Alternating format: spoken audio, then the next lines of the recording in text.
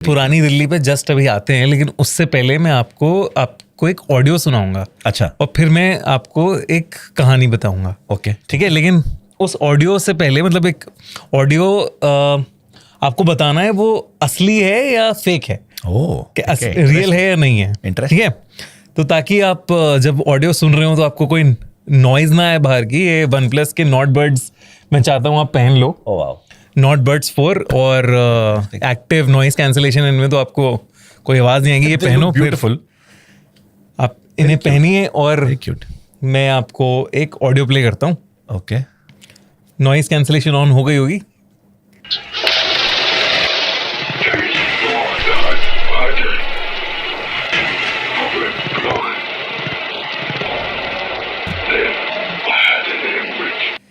क्या लगता है ये ओह माय गॉड रियल है या?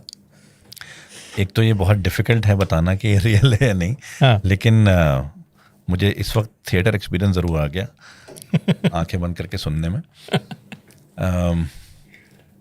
मुझे तो ये रियल लग रही है भाई। बिल्कुल आप सही हो, ये आवाज़ है बिल विल्किंस की। ठीक है, जैसे कि हमने बात करी ना अभी कि आत्माएं घर में साथ में रहती हैं। राइट। तो इसका किस्सा बताता हूँ मैं। ये एक भूत की आवाज़ है। ओके। जो कि कह रहा है कि मैं कैसे मरा था और कहाँ मैं मिला। I will be. हाँ, तो अब ये किस्सा है 1977 का। पैगी नाम की एक औरत अपने 4 बच्चों के साथ एक नए घर में शिफ्ट हुई, और वहाँ पे शिफ्ट होते ही उसके साथ पैरानॉर्मल इंसिडेंट्स मतलब काफ़ी सारे होने लगे। कभी ड्रॉअर खुल रही है, कभी सामान इधर से उधर हो रहा है। तो अब उसने बहुत सारे लोगों को बुलाना शुरू कर दिया घर पे। पहले पुलिस को बुलाया कि यार ये कुछ हो रहा है। पुलिस कांस्टेबल जो आए, उन्हें दिखा उनके सामने सामने फर्नीचर शिफ्ट होता हुआ। ये रिकॉर्डेड स्टेटमेंट है उनकी, है ना, पुलिस वाले की। उसके बाद जर्नलिस्ट आए, मीडिया आए, बहुत सारे लोग आए। मतलब 30 से ज़्यादा लोगों ने उस घर में चीज़ें इधर से उधर होते हुए देखा, आवाज़ें सुनी है, बहुत सारी अनाप शनाप चीज़ें हुई हैं। ओके। फिर पेगी की बेटी थी 11 साल की, जेनी। ओके, सॉरी, जेनेट 11 साल की उसकी बेटी थी। वो एक दिन अचानक से अजीबोगरीब मेल वॉइस में बात करने लगी। जेनेट। और अब पता चला कि इस घर में जो आत्मा है वो जेनेट के थ्रू बातें कर रही है। वो आत्मा थी बिल विल्किंस की, जो उस घर में पहले रहते थे। और उनकी जो मौत हुई थी वो अपनी आर्म चेयर में बैठे बैठे हुई थी, और उन्हें ब्रेन हैमरेज था। और वो यही इस वॉइस नोट में जो आपने अभी ये सुना, ये रिकॉर्डिंग, ये बच्ची के थ्रू बिल विल्किंस की आवाज है जो वो बता रहे हैं। और बिल विल्किंस के बेटे ने कंफर्म किया कि हाँ, मेरे फादर ऐसे ही मरे थे, उसी स्टेट में मरे थे। तो मतलब वो वहीं रहते थे। वहीं रहते थे, लेकिन कभी उन्होंने किसी को हार्म नहीं किया। बस ये वाली चीजें होती थी, अपनी प्रेजेंस फील कराते थे। और उसके बाद पेगी की फैमिली वहां पे रहते रहे, और रिपोर्टर्स वहां पे आते रहे, मीडिया ने कवर करते रहे, ये सब चीजें चलती रही। तो बड़ा ये एक इंटरेस्टिंग सा केस है। तो जो मुझे देखिए, इत्तेफाक की बात है कि मेरे पास भी केस ऐसा ही वो आया गुजरात का। और हाँ। तो आई थिंक ये बिल्कुल सही है। कुछ एंटिटीज, कुछ आत्मा ऐसी हैं जो शायद they refuse to go from where they were. कुछ रूट्स ऐसी हैं या कुछ उनके कनेक्शंस ऐसे होते हैं कि वो नहीं जा पाती। और अब चलते हैं पुरानी दिल्ली पे। हाँ, अब इसी चीज़ से ना कि आत्माएं कई बार घर नहीं छोड़ती। तो आपको याद होगा, हमने अपने पिछले एपिसोड में कैसे घर की बात करी थी, जिसमें से आवाज़ें आती हैं, जिसमें कई लोग आवाज़ें सुनते हैं और कहते हैं कि कोई एक साफ करने वाली आती हैं, वो सब। उस घर की कहीं ना कहीं बैक स्टोरी मेरे सामने है। जो बस महीने में एक बार ताला खुलता है, जिसका वही वाली। हाँ, एग्जैक्टली, जो महीने में एक बार खाना ताला खुलता है। कोई साहिबा आती है सफाई के लिए, वो कहाँ से आती हैं, कौन है, कुछ नहीं पता। उस घर की बैक स्टोरी सॉर्ट ऑफ मुझे पता लगी कि उस घर में एक्चुअली हुआ क्या था। ठीक है, ये कहानी एज बैक एज 1950s की है। ठीक है, जब इमीडिएटली आफ्टर पार्टीशन चीज़ें सेटल होनी शुरू हुई थी 52 हम रिपब्लिक हुए थे 50 में। उसके बाद चीज़ें और बेहतर होनी शुरू हुई और डेवलपमेंट शुरू हुआ था। और इसी तरह से फैक्ट्रीज लोगों ने लगानी शुरू करी थी छोटी छोटी, क्योंकि रोज़गार तो चाहिए ही था और गवर्नमेंट भी चीज़ें कर रही थी। तो 455 के बीच की बात है ये। एक फैमिली रहा करती थी जिसमें 2 बेटियां और हस्बैंड वाइफ थे, और उस वक्त उनके कारखाने थे 2, ठीक है, जिसमें उन्होंने जो मशीन पार्ट्स वगैरह उस वक्त बनने शुरू हुए थे वो बनाने शुरू किए थे। टाटा ने भी ऑब्वियसली बहुत सारे डेवलपमेंट वहाँ पे करने शुरू किए थे। तो किसी एक बड़े प्लेयर के लिए वो छोटे पार्ट्स कुछ बनाया करते थे। और उसी बीच इंडिया में लॉन्च हुआ था बजाज का पहला एक स्कूटर लॉन्च हुआ था, जो कि बहुत कम लोगों के पास हुआ करता था। तो अब ये फैमिली जो है, हालांकि पुरानी दिल्ली की फैमिली थी, ये पहले से भी इनके पास थोड़ा बहुत पैसा था, जिसकी वजह से ये माइग्रेट इन्होंने नहीं किया। They chose to stay in India, and उसके बाद फिर उन्होंने अपना वही पैसा यूज़ करके कारखाना वाना बनाया और अच्छा खासा चलने लगा। अच्छा खासा मतलब ये पहली फैमिली थी पूरे इनके ख़ानदान में जिसने स्कूटर लिया था। अच्छा। अब होता क्या है कि जब आप जल्दी सक्सेसफुल हो जाते हैं ना, तो लोग आपसे जलने लगते हैं। और उसी दौरान बहुत ज़्यादा अपेरेंटली कहते हैं, और मैं अपने एंसेस्टर्स के पर्सपेक्टिव से बता रहा हूँ कि ये कहा जाता है कि उस ज़माने में ख़ास तौर से मुस्लिम कम्युनिटी में ये कब्र वाला जादू और काला जादू और ये जिनों के कब्ज़े वाला जादू ये बहुत चलने लगा था। अचानक से एक ट्रेंड सा हो गया था। इसलिए इन सब चीज़ों को कंट्रोल करने वाले लोग और करवाने वाले लोग दोनों की तादाद बढ़ रही थी। ठीक है, क्योंकि हर कोई इकोनॉमिक लेवल पे सेम नहीं था। कोई बहुत ऊपर था, कोई बहुत नीचे था, तो जलन हसद बहुत ज़्यादा लोगों में थी। उस चक्कर में लोग गलत रास्ते अपना रहे थे अपने आप को बढ़ाने के लिए और दूसरों को गिराने के लिए। तो एक दिन क्या हुआ, इनके जो हेड ऑफ द फैमिली थे, let's for the sake of story I don't want to name, जो मेरे पास आया था, उनको राशिद बोल देते हैं। राशिद साहब जो हैं, जब एक दिन अपने घर से बाहर निकल रहे थे, तो इन्होंने देखा कि घर की दहलीज पे एक पुड़िया पड़ी हुई है, मतलब कागज़ की धागा लिपटा हुआ पुड़िया पड़ी हुई है। उन्होंने धागा खोला, पुड़िया खोली, तो उसमें कटे हुए नाखून, ठीक है, और साथ में एक पर्ची में लिखा है उनकी बड़ी बेटी का नाम। डर जाए ऐसे तो कोई भी। वो भी डर गए, ठीक है। अब वो थोड़े से परेशान हुए कि यार ये क्या मसला है। अब उस वक्त उनको ये ठीक नहीं लगा कि वो अपनी वाइफ को बताएं, क्योंकि ये और होता ना, परेशान हो जाएंगे। अब हुआ ये था कि उनकी बेटी की शादी की बात चल रही थी। बेटी हो गई थी, 19 के आसपास की हो गई थी बेटी। उस ज़माने में जल्दी शादियाँ का ट्रेंड था कि 19-20 की हो, लड़की की शादी करो, ठीक है। बल्कि 18 में भी हो जाया करती थी बहुत लड़कियों की शादी। तो आई थिंक 18-19 की थी, वो बेटी की शादी की बात चल रही। उन्होंने कहा अगर ऐसा कोई बात कर दी तो मसला ना हो जाए। उन्होंने जो है फटाफट नाखून लेके जो है नाली में बहाए और उसको क्रश करके पेपर को, और उसको भी नाली में डाल दिया और वहाँ से चले गए और इग्नोर कर दिया। खैर कोई बात नहीं, कई दिन बीत गए, चीज़ें निकली। एक दिन फिर जब वो बाहर निकले हैं, उनका अच्छा लेम्ब्रेटा आपको याद होगा, बड़ा सा स्कूटर हुआ करता था, और बीच में जो पोर्शन है जहाँ पैर रखे जाते थे वो काफ़ी चौड़ा हुआ करता था, काइनेटिक टाइप, ठीक है। वहाँ उस पर एक और पुड़िया मिली। इस बार उस पुड़िया में थे कटे हुए बाल, और फिर से एक पर्ची पे बड़ी बेटी का नाम। उन्होंने अब वो इग्नोर नहीं कर पाए। अब बेसिकली क्या था कि उनके कज़न भाई थे, उनके ताऊ जी के बेटे, जिन पे वो बड़ा रिलाय करते थे, सारी चीज़ें शेयर किया करते थे। और उनके कारखाने में, हालांकि वो बड़े थे, बट इनके कारखाने में वो काम किया करते थे। हालांकि इन्होंने कभी डिफरेंस नहीं किया।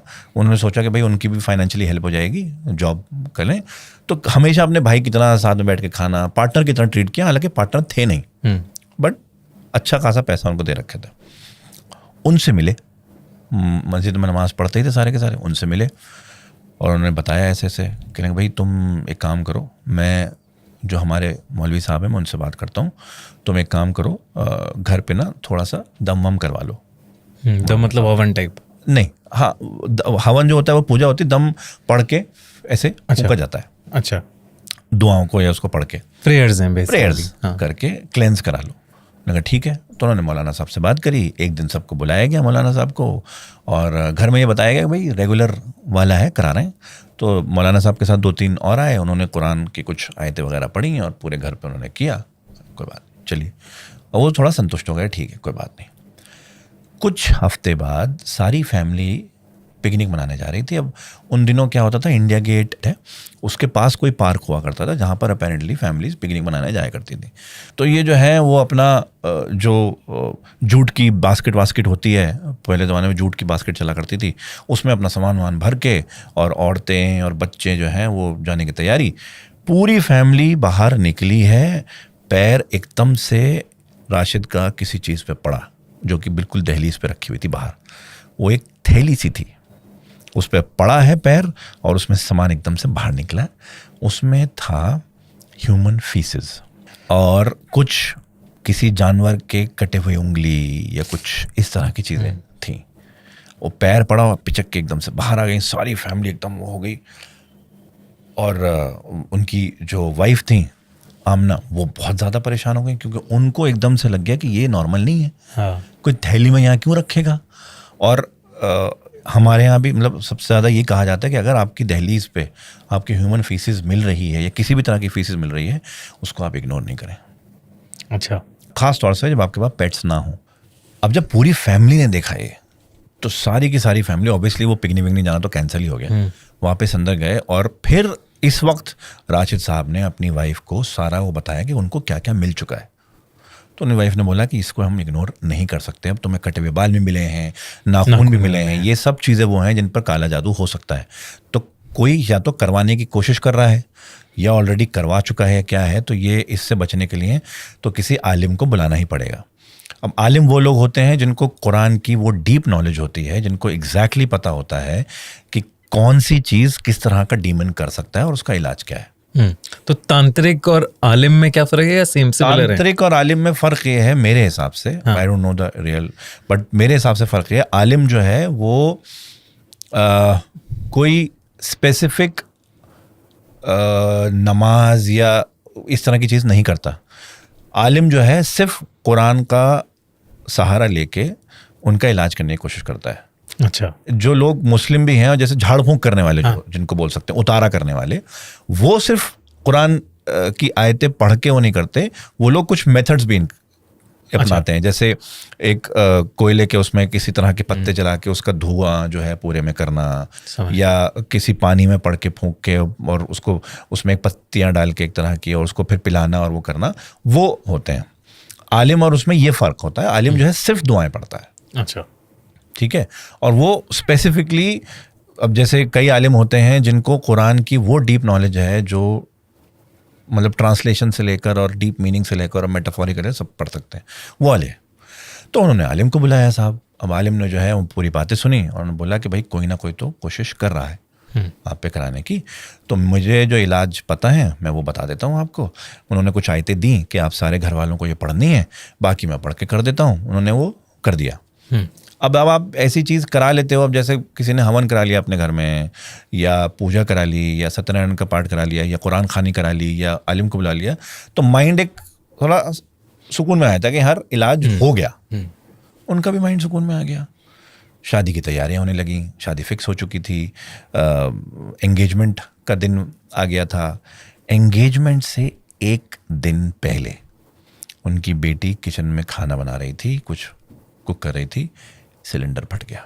बड़ी बेटी जिसका नाम पुड़िया में निकला था, सिलेंडर फट गया and she was more than 50% burned in that.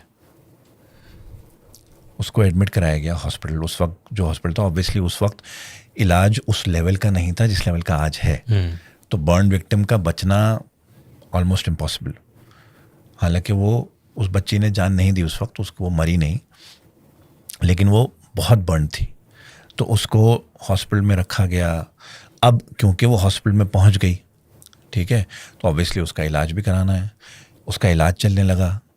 इधर राशिद साहब जो हैं वो कहीं ना कहीं इन सब को अपनी गलती मानने लगे कि अगर मैं पहले इलाज करा लेता, पहले बता देता, नाखून नहीं बहाता, बालों को इग्नोर नहीं करता, तो ये सब नहीं होता। उनकी मेंटल हेल्थ बिगड़ने लगी। He started going into a deep depression, और वो खामोश रहने लगे।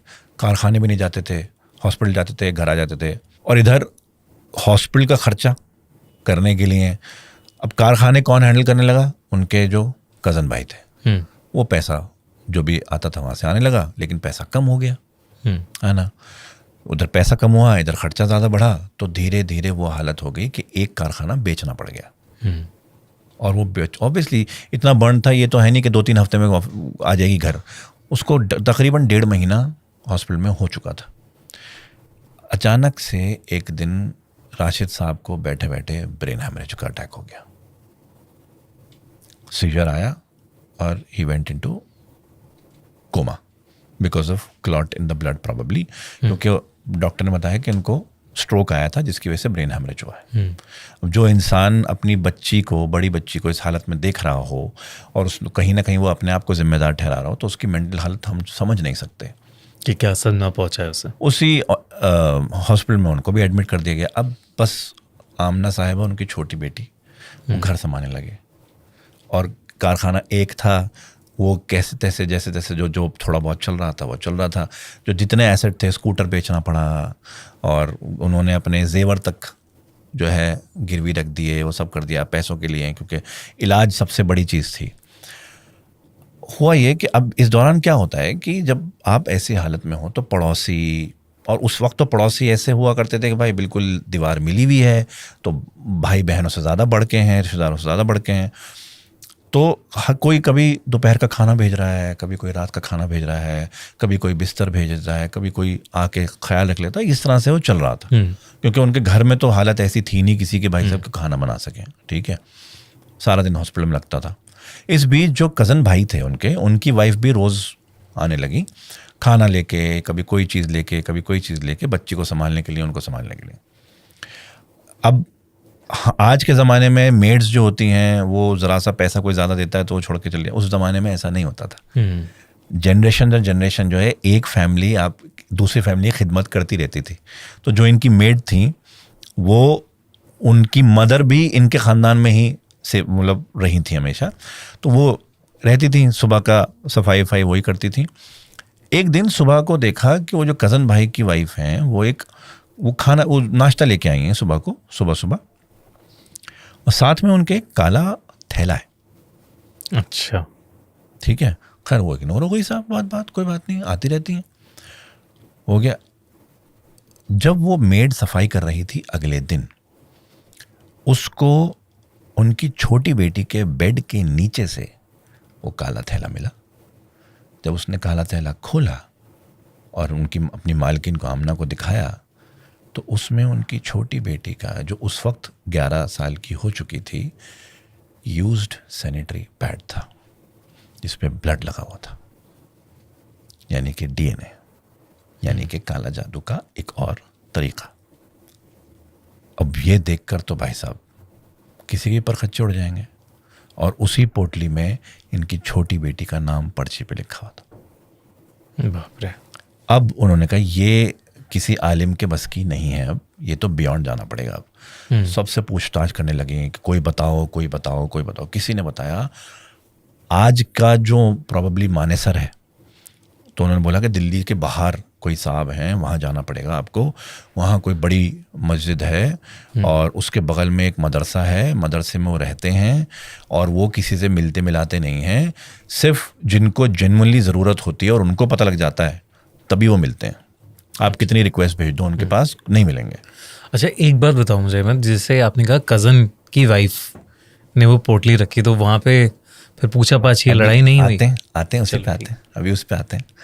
तो अब होता क्या है कि उस वक्त मेड के जहन में कुछ नहीं आया, बस एक काली थैली मिली, क्योंकि जब आप कोई चीज़ ऐसे देख के छोड़ देते हो ना, आपका सबकॉन्शियस माइंड तो कैच कर लेता है, लेकिन समटाइम्स सबकॉन्शियस माइंड से कॉन्शियस माइंड में नहीं आ पाता अनटिल कोई एक चीज़ ट्रिगर करे उस चीज़ को। तो मेड ने अभी तक बताया नहीं, मेड ने अभी तक बताया ही नहीं। हाँ, ठीक है। अब भाई पता लगा कि वहाँ रहते हैं और किसी तरह से वो जाना पड़ेगा। इन्होंने अपने पैसे वैसे लगा के, पड़ोसियों से रिक्वेस्ट करके, किसी करके कोई एक टैक्सी बुक कराई गई कि वहाँ जाएंगे। और बेटी छोटी, आमना और मेड, तीनों वहाँ पे पहुंचे, बड़ी मुश्किल से जो है अंदर घुसने का मौका मिला, क्योंकि बहुत लोगों को पता होता है कि ऐसा आलिम है तो वो आने की कोशिश करते हैं, वो मिलते नहीं। अचानक से अंदर से एक साहब आए, उन्होंने सिर्फ इनके ऊपर है कि आपको बुला रहे हैं।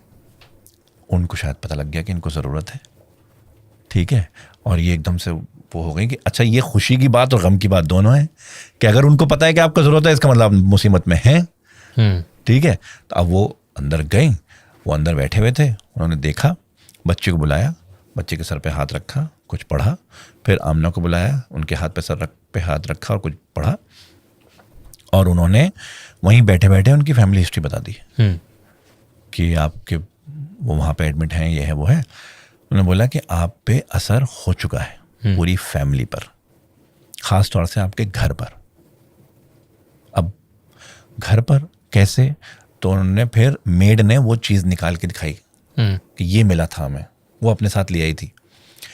उन्होंने देखा, उन्होंने बोला जिसने भी ये रखा है उसी ने कराया है, और आपका कोई बहुत अपना ही है जिसने कराया है। तो एकदम से उससे मेड से पूछा किसने, तो वो याद करने लगी, तब एकदम से याद आया कि ये ऐसी थैली हमने उनके हाथ में देखी थी, कि अगर उन्होंने वो उनके हाथ में थैली आपने देखी थी तो इसका मतलब उन्होंने ही कराया है ये। अब उन्होंने फिर पूछा कि क्यों, किस लिए, वो क्यों कराएंगी। फिर एकदम से इनको ध्यान आया आमना को कि ये जो घर जिसमें रह रहे हैं ये, अब क्योंकि वो उनके ताया जी के बेटे हैं, ठीक है, यानी कि इनके राशिद साहब के फादर और उनके फादर भाई थे, और उनके एक अब्बा थे, है ना। तो उनके दादाजी ने ये मकान राशिद साहब के नाम कर दिया था, जबकि वो चाहते थे कि उनके नाम हो, ठीक है। और जब से वो इस घर में आए थे, इनकी बिजनेस में फ्लरिश हो रहे थे, सब कुछ हो रहा था, तो उनका ये था कि भाई इस घर में कुछ लक है सो कॉल्ड, और ये जो है ये फ्लरिश इसलिए हो रहा है क्योंकि इस घर इसको दे दिया, और ये हमारी मिल्कियत थी, मुझे मिलनी चाहिए थी, ये उसको मिल गई है। तो इस वजह से उन्होंने उनके ऊपर वो कराया। उन्होंने बोला कि आपको मैं कुछ तरीके बता रहा हूँ। उन्होंने एक बेरी के किसी चीज़ के पत्ते दिए, उन्होंने बोला इसको आप हल्का सा जलाएंगी, जब ये बिल्कुल राख से हो जाएंगे, इनकी राख जो है आप पानी में मिलाएंगी, उस पानी से आप भी नहाएंगी और अपनी बेटी को भी नहलाएंगी, और बिना जलाए जो पत्ते हैं इनको आप अपने पीने के पानी में डालिए ओवरनाइट, और इनको जो पानी बचेगा वो अपने हस्बैंड को वहाँ जाके पिलाने की कोशिश करिए, और अपनी बेटी को भी, और उनके बॉडी पे रब करिए, और आप खुद भी पीजिए, अपनी छोटी बेटी को भी पिलाइए। और जो कुछ उन्हें भी कुछ दुआएं दी, वो सब दिया कि ये लगातार पढ़नी है आपको, दिन में कम से कम 5 बार, 5 वक्त की नमाज के बाद, ठीक है। तो आपको अगर 10 मिनट की नमाज है तो आधा घंटा तो ये करना है आपको। उसके बाद वो उन्होंने करना शुरू किया, और उन्होंने एक बात बोली कि आप जितना जल्दी हो सके इस घर को छोड़ दीजिए। अच्छा, बोल दिया कि घर छोड़ दो। अब मैं आपको बताऊं कि वो मेड का मैंने आपको क्यों बताया था, क्योंकि वो जो फैमिली थी उनको हायर किया था उनके दादाजी ने, कि भाई उस टाइम से उन्होंने एक बच्चा पाला था, उसकी फैमिली को उन्होंने जो है ये काम दिया था कि हम आपको रखेंगे भी, खाना वाना देंगे, पैसा भी देंगे, और आपको सफाई करनी है। कहते ही हैं कि आज भी उसी फैमिली के डिसेंडेंट हैं जो सफाई करने आते हैं, महीने में जो एक बार आते हैं, महीने में एक बार जो आते हैं। और लेकिन वो घर अब खाली पड़ा है, वो घर उस वक्त से खाली पड़ा है। ये हुआ कि उन्होंने घर छोड़ा तो सुनने में ये आता है कि उनके जो कज़न भाई थे वो शिफ्ट हुए, लेकिन उनकी 2 महीने के अंदर ही मौत हो गई थी। तो घर ही अशुभ हो गया, वो पूरा ही हो गया। तो इसीलिए क्योंकि जितना मैं इन सब चीज़ों में पढ़ा हूँ, जितना मैंने इन सब चीज़ों के बारे में पढ़ा है या सुना है या महसूस किया है, जो लोग करवाने की कोशिश करते हैं ना, कभी कभी उन पे उल्टा भी होता है, हो जाता है। तो वो तो फैमिली वहाँ से निकल गई, वो कहाँ हैं कहाँ गए नहीं पता, लेकिन कहते हैं कि जो मेड जो सफाई करने आती हैं वो भी आज भी उसी फैमिली के डिसेंडेंट्स में से हैं, जो फैमिली उस वक्त हायर की गई थी घर की सफाई करने के लिए।